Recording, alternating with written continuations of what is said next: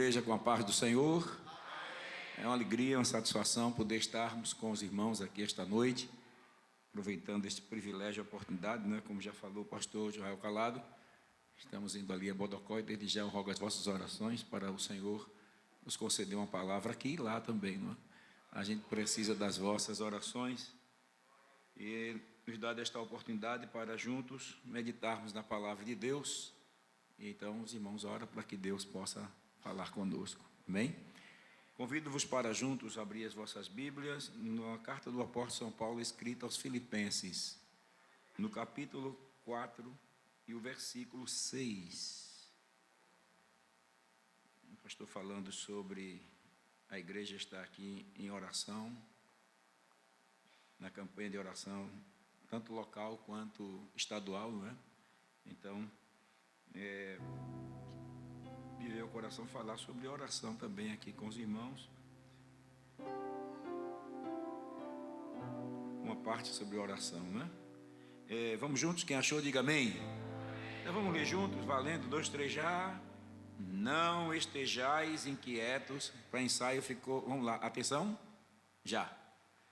Não estejais inquietos por coisa alguma, antes as vossas petições sejam em tudo conhecidas diante de Deus pela oração e súplica com ação de graça. Amém, meus irmãos?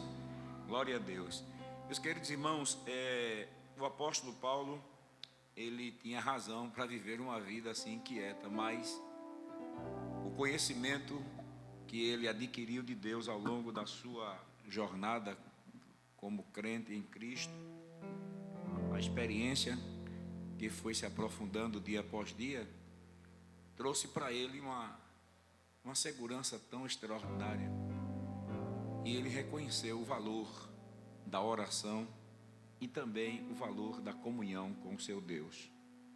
Então ele, escrevendo já aos Filipenses, ele estava preso, mas ele se esforça para fortalecer a fé dos irmãos. Ele tinha razão para viver uma vida ansiosa, mas ele não se permitiu deixar levar pela inquietação nem pela ansiedade. E ele, reconhecendo que a inquietação é um mal que prejudica a vida de todo cristão, a ansiedade, a preocupação, a inquietação leva as pessoas a tomar decisões precipitadas, apostatar da fé, deixar a congregação, perder a sua esperança em Deus e uma série de fatores. E ele, neste fechamento já praticamente desta carta, ele diz no versículo 4: regozijai-vos sempre no Senhor. Outra vez vos digo, regozijai-vos. Ele diz, alegrai-vos no Senhor. Alguém que está preso, ele encoraja a igreja para que não se permita viver uma vida de tristeza, não se permita viver uma vida abatida, cabisbaixo, sofrida, sem esperança. Então ele orienta a igreja dizendo: não estejais inquietos por coisa alguma. Não estejais inquietos. A inquietação, por quê, meus irmãos? A inquietação, ela demonstra falta de fé, falta de confiança. Uma vez que nós entregamos a nossa vida a Cristo e Ele assume o controle da nossa vida, nós precisamos acreditar que Deus é poderoso para realizar tudo quanto Ele disse que ia realizar. Nós precisamos confiar no Deus quem diz quem é. E Ele diz que, como foi feito na leitura oficial, eu sou Deus. Então, eu sou Deus. Isso aí já, ele diz, eu sou Deus. Então, se a gente confia que Ele é Deus, então nós não precisamos ficar inquietos por coisa alguma. A inquietação demonstra falta de fé. A inquietação, meus irmãos, ela impede de ver Deus agindo em nosso favor. Porque eu creio que nada na vida do cristão acontece por acaso. Deus tem planos e propósitos na nossa vida. E a gente tem muitos exemplos nas Escrituras Sagradas acerca disso, né? Poderíamos citar vários exemplos de que Deus, ele não trabalha sem propósito. Ele tem planos e propósitos para cada um de nós. E como nada não acontece por acaso, então, se nós aprendemos a depositar a nossa confiança nele, então nós devemos aproveitar esse momento para descansar em Deus. O salmista disse: entrega o teu caminho ao Senhor, confia nele e ele tudo fará. Quem crê nesta palavra? Não é? Entrega o teu caminho ao Senhor, entrega o controle, a direção. O sábio Salomão, escrevendo o livro de Provérbios, ele disse que dos homens são a preparação do coração, mas do Senhor vem a resposta da boca. Então Deus tem a palavra tanto inicial quanto a palavra final. O problema é que muitas vezes a gente faz os projetos e apresenta a Deus para que Ele direcione, guie, abençoe, quando deveríamos nos colocar na sua disposição e pedir a Ele a direção dEle para a nossa vida. Amém, meus irmãos? O apóstolo Paulo, ele deixou para nós um exemplo extraordinário da oração logo no início da sua conversão. A conversão de Saulo foi algo extraordinário. E ali nós aprendemos duas grandes verdades sobre a oração. Quando ele caiu por terra diante do resplendor de luz do céu e ouviu a voz que ele falava: Saulo, Saulo, por que me persegues? Paulo faz a primeira oração dele a Deus, ali prostrado. Ele diz assim: quem és, Senhor? Observe que ali brotou um desejo de conhecimento de Deus. E essa deve ser o propósito da oração: buscar conhecer a Deus. Segunda, quando Jesus se revela a ele, diz assim: eu sou Jesus a quem tu persegues. Duro é para ti recalcitrar contra os aguilhões. Aí ele faz a segunda grande oração que todos nós precisamos estar atentos a ela: o que queres que eu faça? Então a gente passa a entender que a oração não é apenas Deus atender os nossos anseios e desejos, mas somos nós atender os anseios e os desejos do coração de Deus. Porque a oração é uma via de mão dupla.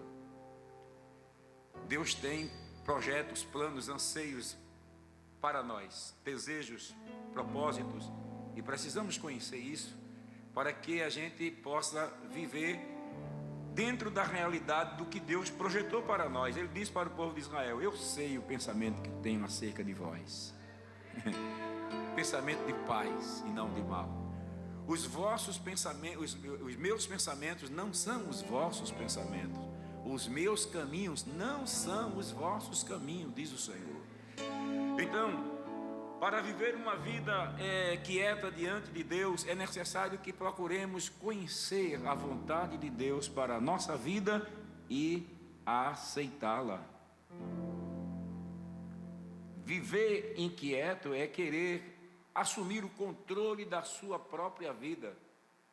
Mas uma vez que eu entreguei a minha vida a Ele, agora a partir daí, a minha vida deve ser regida, dirigida, guiada por Ele, e na certeza de que Ele sabe o que faz, eu posso descansar certo de que Ele tem o melhor para mim. Entender isso leva tempo, mas vale a pena. Entender isso leva tempo. Alguém já disse que o homem que deseja conhecer a Deus deve dar-lhe tempo. É preciso dar tempo para Deus se revelar, né? Para Deus se mostrar, para Deus dizer quem Ele é. Porque aí, quando passamos a contemplar Deus, aí a coisa muda para nós. O comportamento é outro. A dificuldade para nós já não se torna tanto dificuldade. A escassez já não é preocupação. O ter ou não ter já não incomoda mais. Observe que quando Paulo escrevendo aos Filipenses, ele diz assim: eu aprendi a contentar-me com o que tenho. Eu sei estar abatido, Eu sei o que é ter necessidade. Em outras palavras, eu sei o que é passar fome, eu sei o que é ter barriga cheia, eu sei o que é ter abundância. Em todas as coisas estou instruído. Posso todas as coisas naquele que me fortalece. Glória a Deus. Glória a Deus. Paulo, quando está dizendo não estejais inquietos por coisa alguma, ele está falando com conhecimento de causa. E o desejo dele era que os filipenses, uma igreja nova que estava ali precisando do seu pastor, ele está ali ensinando, orientando para que eles alcancem a maturidade espiritual a tal ponto de poder descansar nesta realidade. Esta era a batalha do apóstolo Paulo. Quando a gente vê no capítulo 3 da carta aos Filipenses, o versículo 7 até por diante um pouquinho.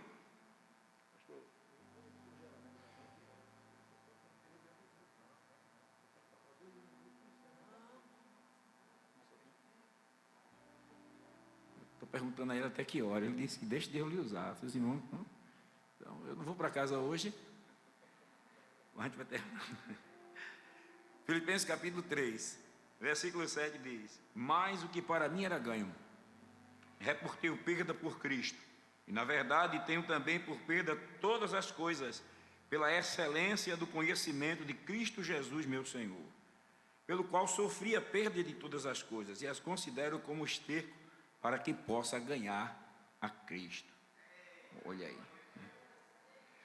E na verdade, versículo 8, tenho também por perda todas as coisas, pela excelência do conhecimento de Cristo Jesus, meu Senhor, pelo qual sofri a perda de todas as coisas, e as considero como esterco, para que possa ganhar a Cristo, e seja achado nele, não tendo a minha justiça que vem da lei, mas a que vem pela fé em Cristo, a saber, a justiça de Deus, a justiça que vem de Deus pela fé. Olha o versículo 10, para conhecê-lo, e a virtude da sua ressurreição, e a comunicação das suas aflições, sendo feito conforme a sua morte, para ver se de alguma maneira possa chegar à ressurreição do justo. Não que eu tenha alcançado, ou que seja perfeito, mas prossigo para alcançar aquilo para o que fui também preso por Cristo. Ele está dizendo, prossigo para conquistar, uma versão diz assim, para conquistar aquilo pelo qual também fui conquistado por Cristo. Cristo me conquistou para que eu conquiste aquilo que Ele projetou para a minha vida. E o que Ele projetou para a minha vida é Ele. É Ele. Aleluia. Ele disse, para mim o viver é Cristo e o morrer é ganho. O trabalho da nossa vida deve ser conhecer a Cristo. Se houver motivo de inquietação ou ansiedade, deve ser conhecer a Cristo. O nosso alvo é Cristo.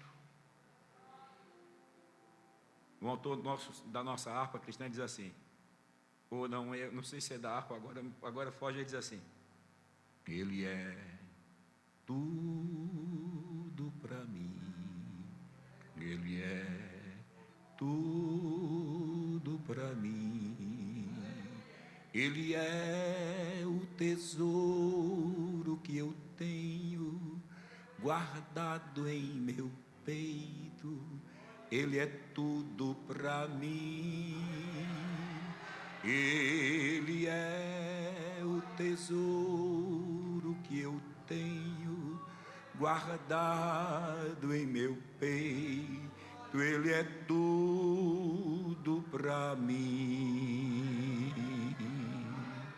A harpa diz, precioso para mim é Jesus, precioso para mim é Jesus, que eu confesso na vida e na morte, que tudo para mim é Jesus.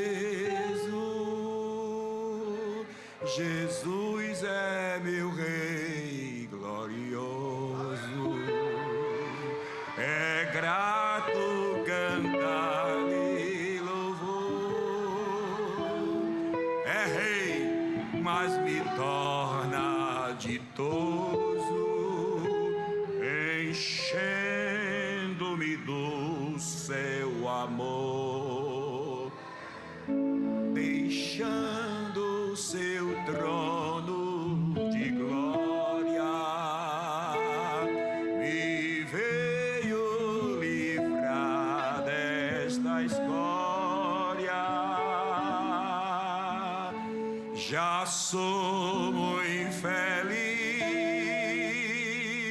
já sou muito feliz com Deus.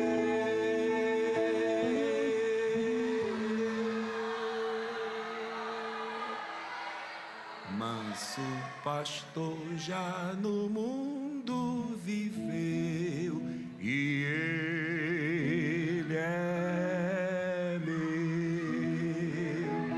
nos dando a vida por nós padeceu e ele é meu. Nada me nega dos seus ricos dons, pois tudo é meu. Grandes tesouros tão puros e bons são todos meus. Cristo é meu, Cristo é meu, maravilhoso, mas certo é dizer: Jesus é meu.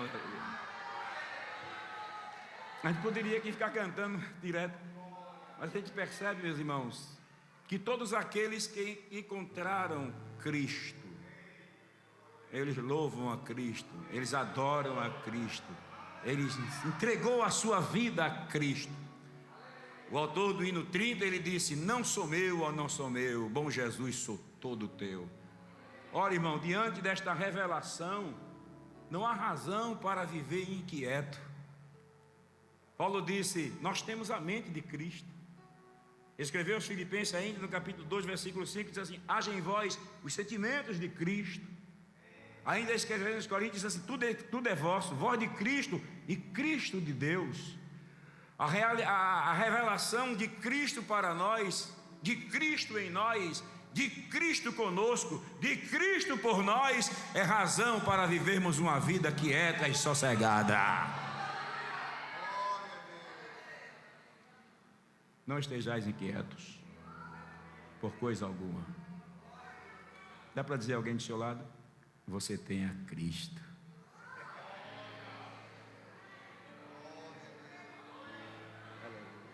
Aleluia! Aleluia! Eu me lembrei agora, pastor Calado, eu estava passando por um momento difícil e eu não vi saída. Estava inquieto. Estava num culto, em pré-congresso de jovens, e o culto estava acontecendo, coral, conjunto, mocidade, jogral, tudo acontecendo, e eu não estava no culto. Minha mente estava focada no problema, inquieto, sem saber como sair de uma situação complicada e difícil. De repente, aquela brisa que entrou lá na caverna onde estava Elias, e aquela voz suave encheu minha alma de gozo, e eu ouvi o meu Senhor falar comigo dizendo: você tem a mim.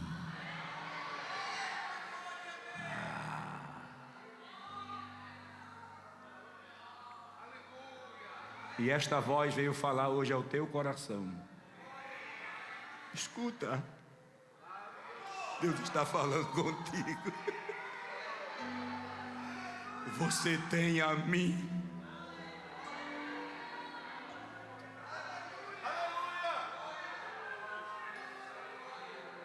Aleluia.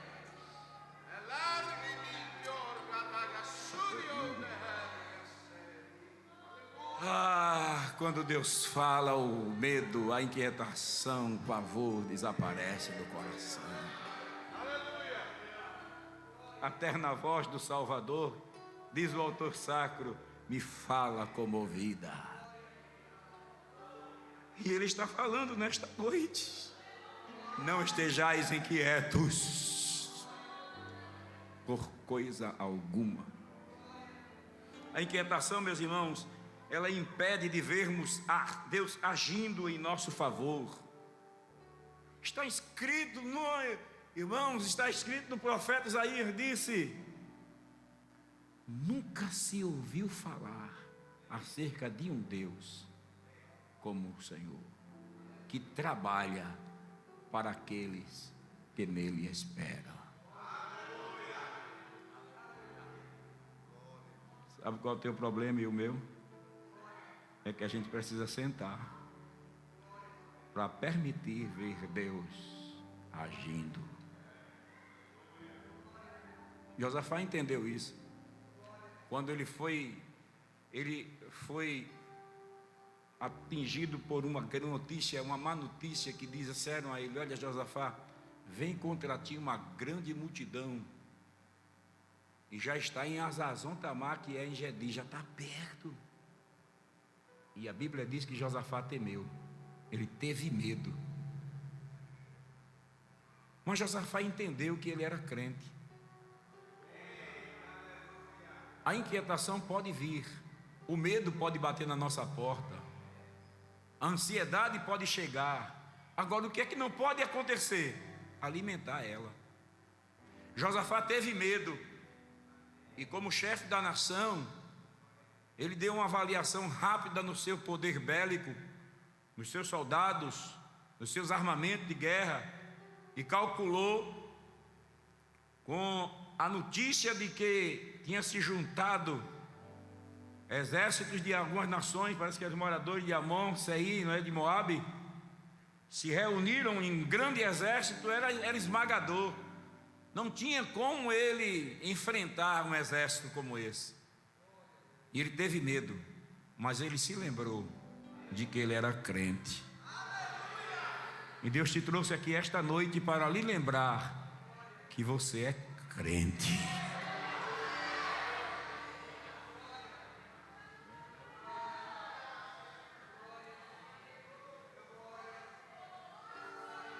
Amém? Amém.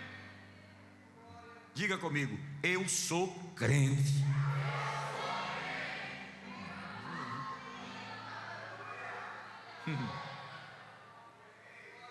Aleluia.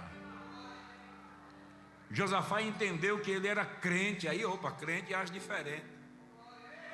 Ele poderia ter dito: atenção, morador de Jerusalém, povo de Judá, salve-se quem puder. Mas ele não fez isso. Ele era responsável.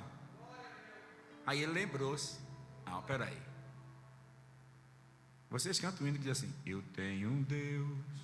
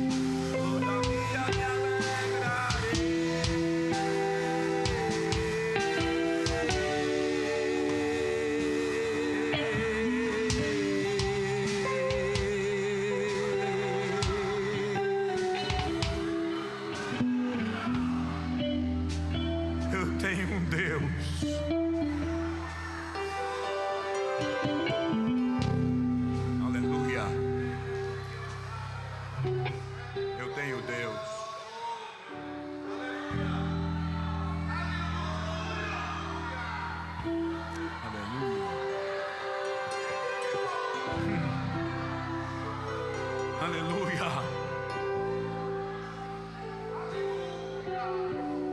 Não estejais inquietos por coisa alguma. Por quê? A inquietação impede de a gente ver Deus agindo. É sim. Observe. Agar e Abraão, Sara, Ismael. Chegou um momento, um tempo ali, que Sara viu lá o menino brincando, Ismael com seu filho, com Isaac. Aí ela chegou para Abraão e disse: dá não. Você tem que despedir Ismael, porque ele não vai herdar com meu filho, não. E Abraão ficou preocupado. Pai, e era o seu filho. Ismael era filho de Agar, mas era filho dele. E agora a esposa dele está dizendo, a Sara está dizendo: despede. Ela arrumou o problema para ele. E agora diz: te desfaz. Aí Abraão ficou preocupado. Certamente foi falar com Deus. Aí Deus disse a ele: escute, Sara, porque o meu negócio é com Isaac. Mas fique tranquilo em relação a Ismael, porque eu vou fazer dele uma nação. Eu vou cuidar de Ismael. Pode abençoar, despeça. Pode despedir ele com a sua mãe, que eu vou cuidar dele. Foi o que Abraão fez. Abraão deu pão, deu odre com água, encheu lá, abençoou Ismael e descansou.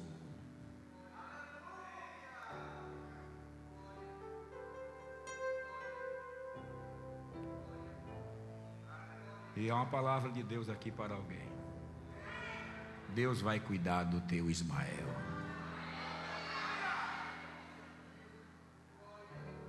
Aleluia.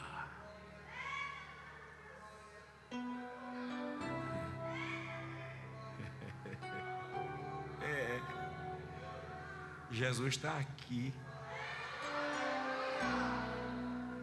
Glória a Deus.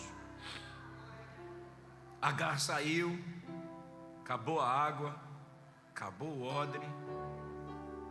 Agar estava já entrando em desespero. O rapazinho ali, o adolescente, já chorando, sofrendo. E ela, para não ver o menino morrer, deixou o menino à parte e foi para longe. Saiu, a Bíblia diz que ela saiu errante, sem ser destino, sem saber para onde ia.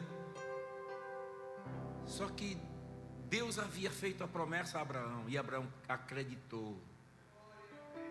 Agar está saindo sem rumo, mas Deus está guiando seus passos. Quando ela não aguenta mais para não ver o menino morrer, ela deixa ele lá e vai. Aí de repente o anjo do Senhor aparece e diz assim: Agar, não temas, porque Deus ouviu a voz do menino desde o lugar onde ele está. E o texto sagrado diz: e abriu-lhe Deus os olhos, e ela viu o poço de água. Deus não criou um poço para Agar.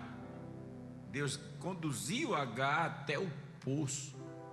O poço já estava perto dela, mas o desespero impediu de ela ver o poço, a bênção. Aí Deus teve que abrir os olhos. Amém. Deus está no controle. Deus não perdeu a sua autoridade. Nos bastidores Ele está agindo. Minha esposa costuma dizer que Deus às vezes trabalha como uma abelha. Ninguém vê, mas quando pensa que não, o mel está pronto.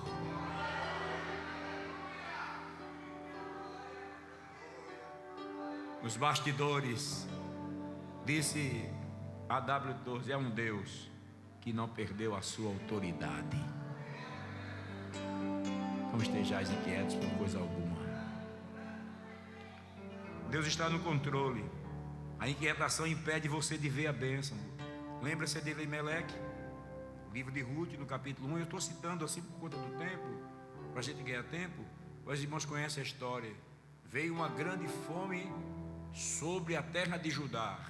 Ruth capítulo 1. Elimeleque pegou a sua esposa, seus filhos e partiu para a terra de Moabe, porque lá, para salvar a sua família da fome, porque lá tinha comida lá.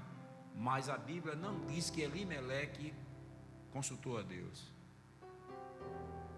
A inquietação tomou conta dele, o desespero, e ele pegou a esposa, os filhos e partiu para Moabe. Para salvar a família, complicou a vida.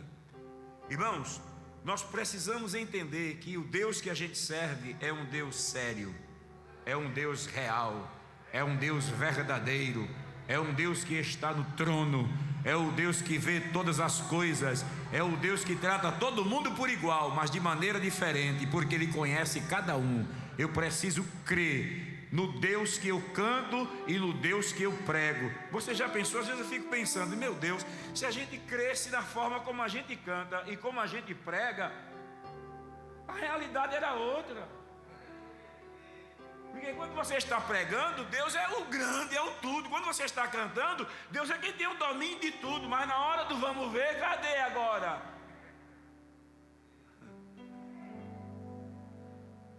E a Bíblia diz que o homem é provado pelas suas palavras.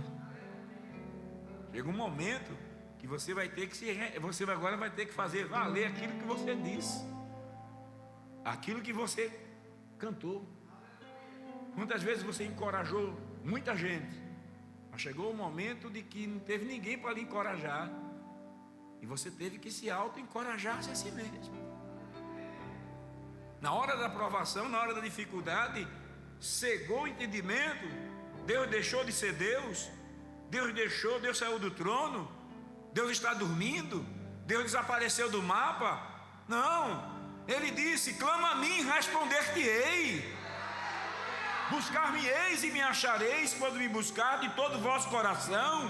Batei, e abri-se-vos-á. Deus está dizendo: bata na porta que eu vou abrir para você, rapaz.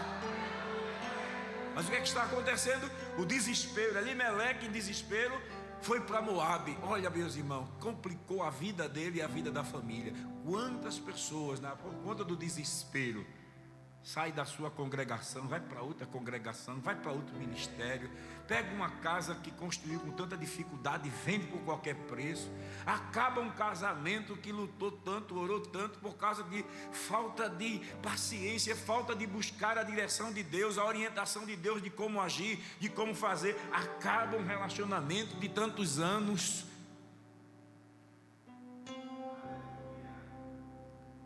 Por quê? Porque não ergueu um altar para buscar a Deus. Sabe qual era o segredo da vitória de Davi? É que antes dele ir para a guerra, ele passava lá no santuário a buscar a direção de Deus. Um dia Davi, ele deu uma vitória aos moradores de Keila, e Saul ficou descobrindo que ele estava lá. Aí ele pensou: claro, não é possível que o pessoal de Keila vai me entregar a Saul. Mas ele não confiou. Ele foi consultar a Deus: Senhor, o povo de Keila vai me entregar a Saul? Deus disse: vai. Aí ele disse: então é por aqui, ó. Melhor confiar em Deus do que no homem.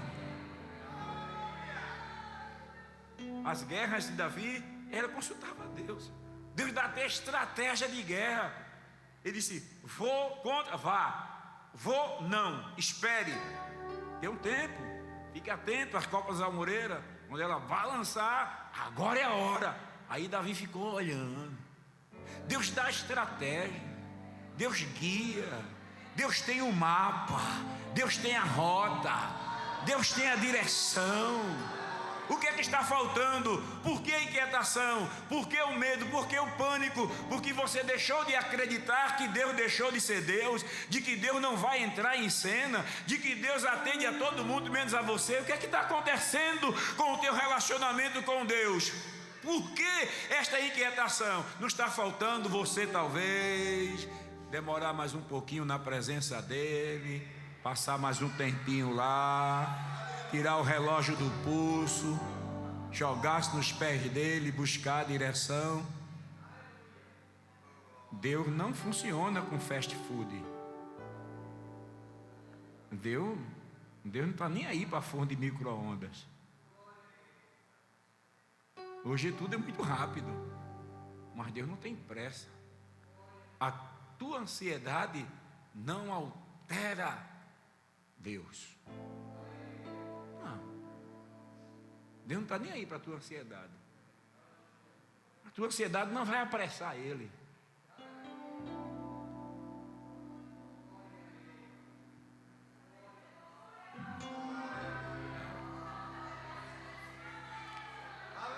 Amém, meus irmãos?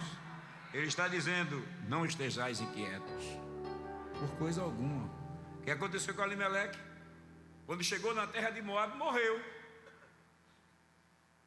Seus filhos casaram com mulheres moabitas, que não deveria fazer isso, porque no projeto de Deus os israelitas casavam com os israelitas.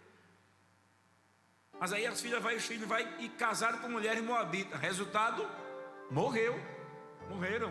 Agora ficou a viúva sozinha, com 2 noras. Para quê 2 noras?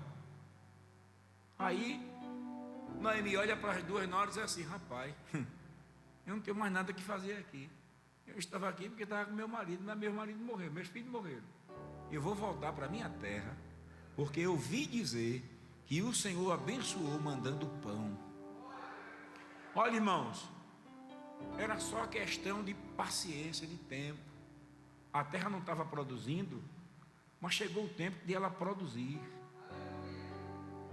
E é provável que você esteja aqui esta noite e Deus marcou este encontro para te dizer: tenha paciência, vai chover na tua terra novamente. Sair sem consultar a Deus, sem buscar a direção de Deus, sem sentir a quietude na alma, a direção de Deus traz paz, traz quietude. É um prejuízo, irmão. Elimeleque acabou com a família, destruiu, acabou com a sua família, porque no desespero para tentar salvar, porque precisamos entender que Deus não está para atender os nossos caprichos. Lembre-se da oração de Paulo no início da sua jornada: que queres que eu faça? Por quê, meus irmãos? Porque Deus sabe onde eu sou útil para Ele. Deus sabe onde eu funciono dentro do projeto dEle. Eu preciso entender que eu estou, nós até cantamos, né?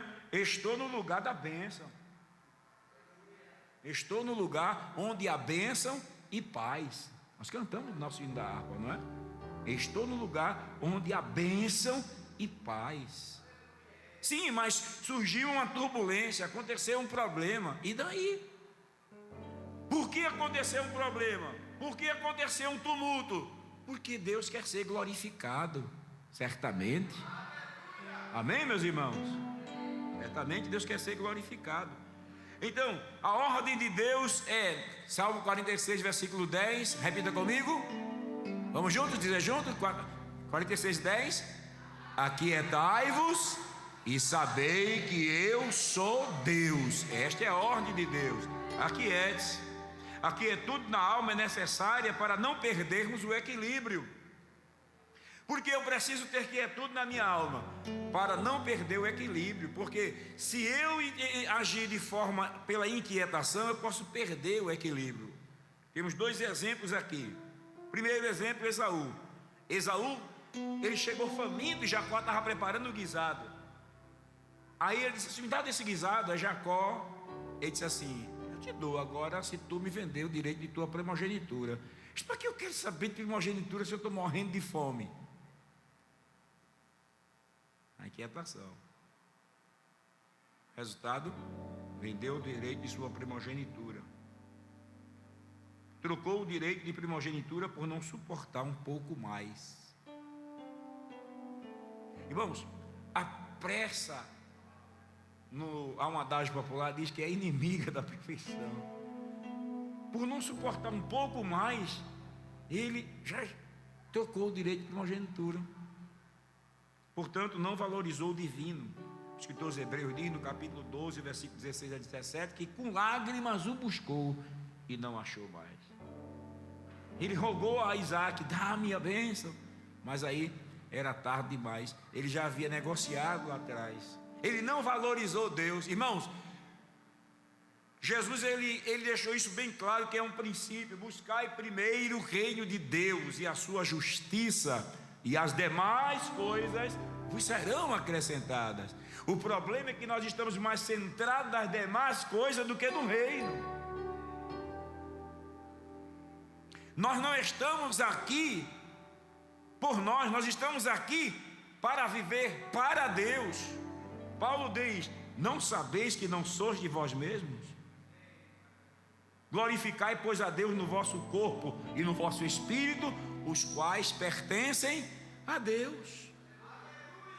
Eu preciso entender que eu não sou mais meu. Eu preciso cantar o hino 30. Cante o hino 30 da harpa. Se você não conhece, vai lá no YouTube, bota lá que você vai aprender. O autor está dizendo: não sou meu, ó, não sou meu, bom Jesus, sou todo teu. O hino 5 que a gente canta diz o quê? Espírito, alma e corpo oferto a ti, Senhor. O 432 diz: minha vida seja assim, consagrada a ti, Senhor, possa sempre tu por mim operar o teu amor. E a estrofe mais pesada que eu acho, eu gostaria que você cantasse comigo: toma, Deus, o meu querer, faze o teu, ó Salvador, hoje habita no meu ser, enche-me do teu fervor, a minha alma lava, Salvador.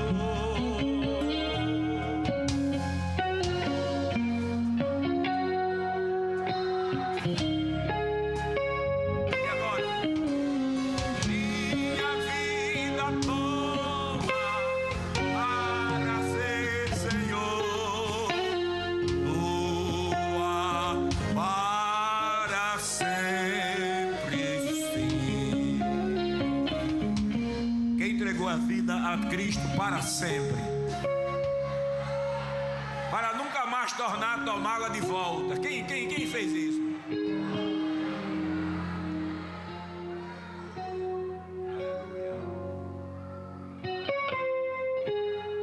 Eu não quero mais tomar a minha vida de volta, porque eu não sei conduzir-me por essa estrada sozinho. Eu preciso de Deus. Deus se conhece e sabe o quanto eu preciso dele.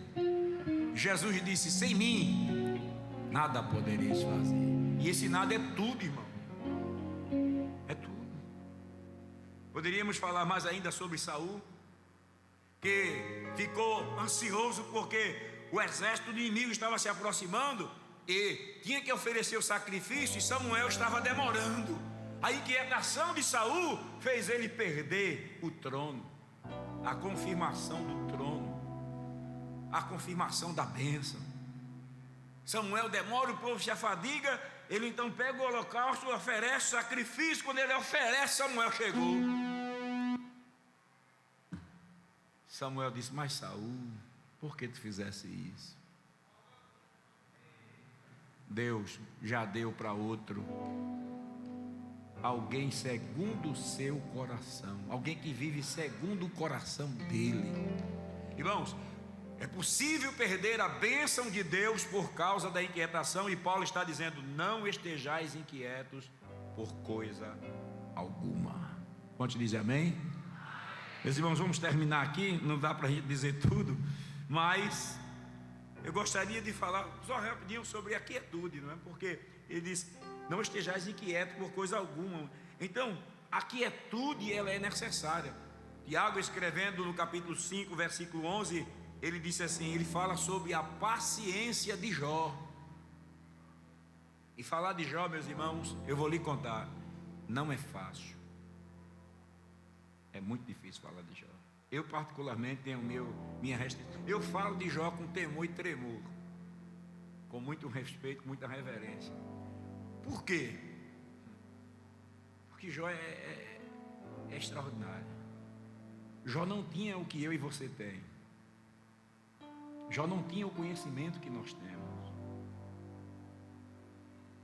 Jó, ele não tinha Moisés. Ele não tinha, talvez, não sei se ele conheceu Abraão.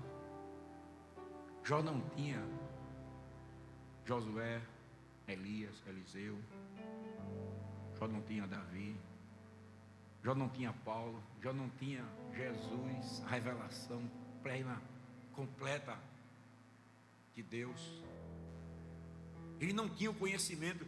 O cano ainda não estava fechado. A revelação completa de Deus. Ele não tinha essa revelação completa que eu e você nós temos. Mas o comportamento dele diante da adversidade é algo extraordinário. E você sabe quando é que é revelada a maturidade que temos em Deus? A maneira como nós nos portamos na adversidade é que revela a maturidade que nós temos em Deus. A adversidade muitas vezes bate à nossa porta porque Deus quer revelar, mostrar para alguém, muitas vezes, quem você é. E através do seu porte na adversidade, Deus lhe usa como uma mensagem para confortar A, B e C, para direcionar vidas. Porque Deus não só me usa quando eu estou pregando aqui no púlpito, e nem me usa apenas quando eu estou cantando, mas Deus me usa como eu me comporto na hora da adversidade. Jó não tinha ideia de que a sua história seria contada e fortaleceria a fé de milhares e milhares de pessoas. Diga para alguém que está do seu lado: você não tem ideia. Diga a ele até onde a sua história vai.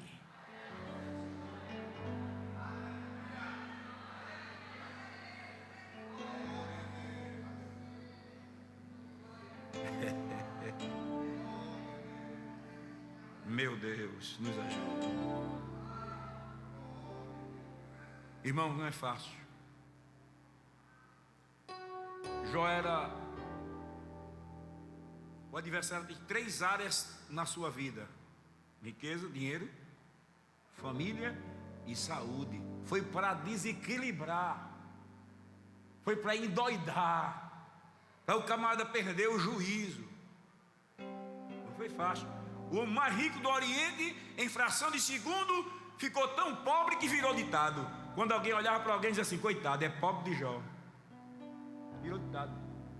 O mais rico, em fração de segundo, você perdeu tudo. Já pensou? Você vai lá na sua conta bancária, nada. Você faz uma feira, crendo, confiando, vai lá, compra o seu carro, passa o cartão, não tem saldo. Zerou tudo.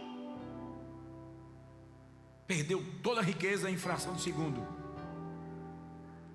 E como se isso fosse pouco, perdeu os filhos. 10 caixões saíram de dentro de casa. Sabe o que é isso?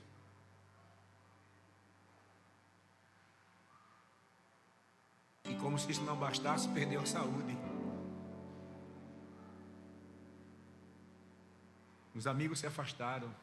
Os mais próximos que chegaram para consolá-lo, ficou um tempo ali calado, procurando entender, e quando chegaram à conclusão, isso é pecado, começou a acusação, a guerra psicológica, e ele se defendendo.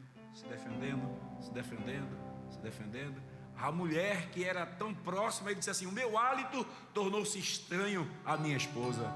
Ela disse: até quando vai reter a tua sinceridade? Amaldiçoa o teu Deus e morre. Não é fácil.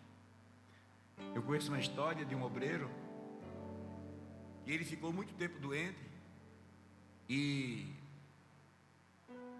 eu vou concluir já, porque não dá mais para que a gente ir mais adiante. Ele ficou muito tempo enfermo e era um presbítero da igreja. Deus usava ele poderosamente. Pregava em cruzada, muitas vidas se entregavam para Jesus. Ungia enfermos, Jesus curava. Orava pelos enfermos, Jesus curava. Era um homem extraordinário, caiu enfermo, passou um tempo enfermo, e os médicos não descobriram qual era a sua enfermidade. Desenganado pelos médicos, no leito de hospital, sua esposa não aguentou. Também falar da mulher de Jó, criticar ela, não é fácil. Se coloque no lugar dela, que você vai ver que você vai acabar tendo misericórdia. E se ela fosse viva, você certamente estaria intercedendo por ela. Senhor, ajuda a tua filha. Porque não é fácil. A esposa daquele obreiro entrou em desespero na sala do hospital, chegou na janela, olhou para o céu e disse: Jesus, até quando esse homem vai ficar assim definhando em cima dessa cama? Ele pregou e tantas vidas se entregaram para ti, orou, ungiu, tantas enfermas foram curadas, e tu não está nem aí para a situação dele. Por que tu faz isso com meu marido? E começou ali lastimando e tal, e de repente, quando ela olha para ele, as lágrimas dele estão descendo pelo rosto. Ele olha para ela e diz assim: não fale assim do meu amigo.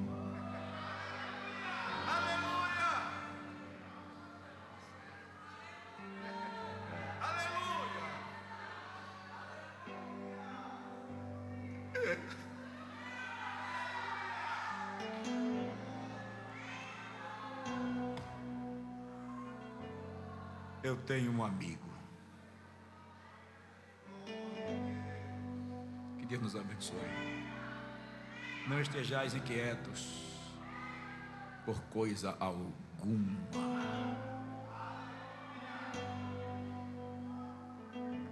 Poderíamos adiantar mais, mas o tempo já não nos permite. E eu gostaria de encerrar esta palavra com um hino. Permita, pastor, a gente ficar de pé. Vamos ficar de pé? 369.